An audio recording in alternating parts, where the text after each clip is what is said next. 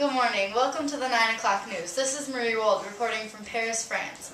U.S. relations with France are strained once again by decisions on how to treat the uprising in Libya. France and Britain have formed an alliance and plan to intensify their airstrikes on the Libyan government. France feels an obligation to help Libya because in 1974, Libya and France signed an agreement for Libya to exchange a guaranteed oil supply for technical assistance and financial cooperation. By 1976, however, Libya began criticizing France as an arms merchant because of its willingness to sell weapons to both sides in the Middle East conflict, because France was also Israel's primary arms supplier. Although there have been conflicts in the relationship, France and Libya have formed a partnership.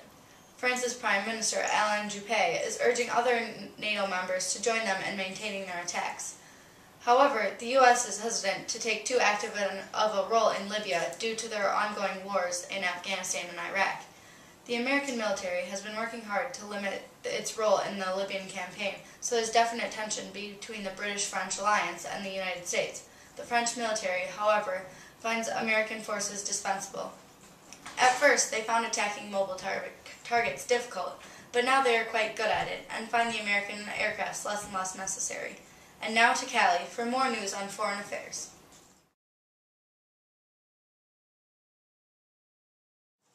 Thanks, Marie. France has always been, and will always be, intertwined with American culture. After all, it was from the French that the United States bought the Louisiana Purchase, which gave them part, if not all, of 14 current-day states. In addition, the French people have also given the United States a great monument, not only representing the freedom of the United States, but also the friendship between France and the United States. The people of France gave the people of the United States the Statue of Liberty on October 28, 1886. That was then, but what about now? What is the relationship between France and the United States like today? Well, that question can be summed up with one single word: distant. Many meetings between French ambassadors and the United States government officials have taken place. The most recent occurred in January of 2011, when the President of the United States hosted the President of France. The United States and France agree on many issues, such as anti-terrorism, but they also disagree on many things. The United States has the church and state separated, but so does France. Yet in France they passed a new law recently that bans burqas in public.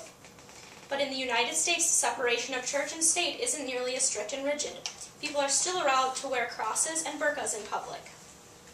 There are many stereotypes that circulate in both countries. One of them is that all Americans like to fight and that all French people are cowards. But that is a misconception. Ever since the war in Iraq, the relationship between the United States and France has been strained. The people of the United States made the decision to invade Iraq, but the French were against the decision and did invade along with them. The French felt that the United States was going too far and that Iraq was not the main source of the problem. But the United States felt as though France owed them for assisting in World War II. Even though in the past there have been many things to strain the relationship between the United States and France, the future is looking a lot more positive. And now over to how Haley sees it.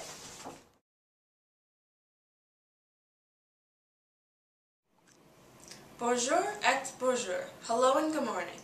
On Monday, the ban for wearing full-face veils in France came into action.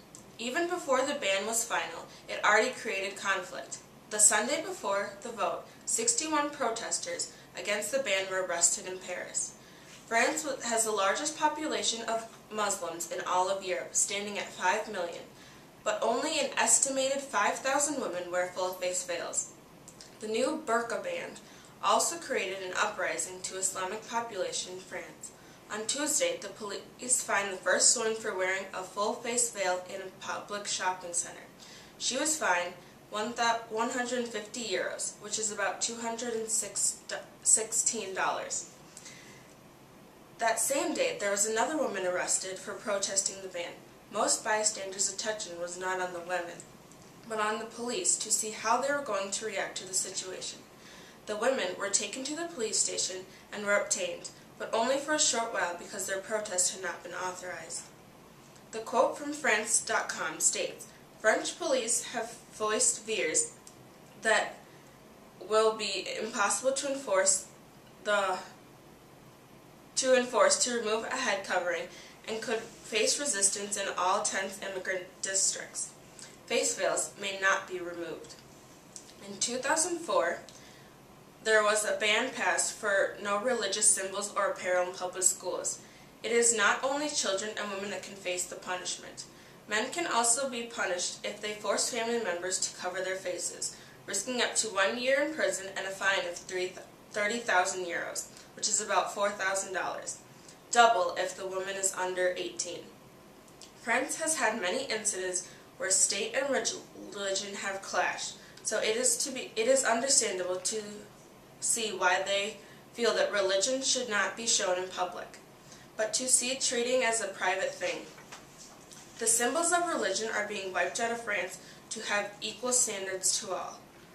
A reason the vote for the ban was that the government felt it lessened the view of women by their husbands. The public should obey the laws by keeping religious symbols and apparel to the privacy of their homes. France is ready for a change from religion. It does not mean an end to religion, just to keep your God in the home. Now to Quinn for upcoming summer events. Thank you, Haley. Summer is just around the corner, so start planning your trip to France and come celebrate with us on Bastille Day. Bastille Day is held on July 14th, which lands on a Thursday this year. Everyone is welcome. Parades are held by civilians and the military. Many musical performances follow. In fact, a record was held for the largest outdoor concert in 1979. Bastille Day was first recorded as a holiday in 1880, which is about 100 years after the French Revolution began. French troops invaded Bastille, which was a prison in Paris, to gather weapons and overthrow the harsh rule of the Bourbon monarchy. This marked the start of the French Revolution. Parades have been held since 1880, except during World War II. There are also dances, communal meals, and the best part of the night is when everyone gathers around the Eiffel Tower and they light many fireworks. If you cannot make it to Paris on July 14th, Bastille Day is celebrated all throughout the world and in the U.S., including cities such as Milwaukee, Minneapolis, New York, Philadelphia, San Francisco, and Seattle. So get your face painted red, white, and blue and celebrate. You can help us set the new record for the largest outdoor concert, Liberté, Égalité, Fraternité.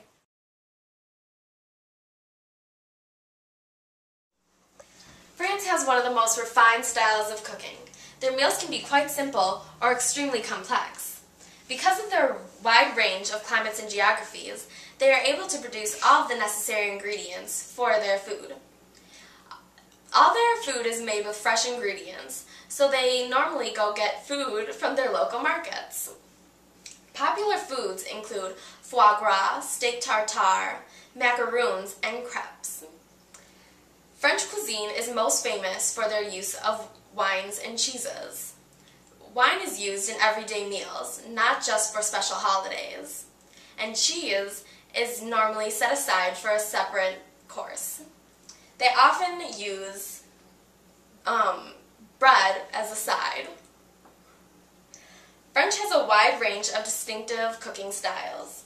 Styles vary in different areas of France. Mediterranean food is made with olive oil, herbs, and tomatoes. Northwest French cuisine is prepared with butter, sour cream, and apples. In the northeast part of France, they include beer and sauerkraut. Southern areas of France include fruit and vegetables with most of their meals. Depending on where the area in France is, they're often influenced by neighboring countries. There are so many different styles of cooking in France.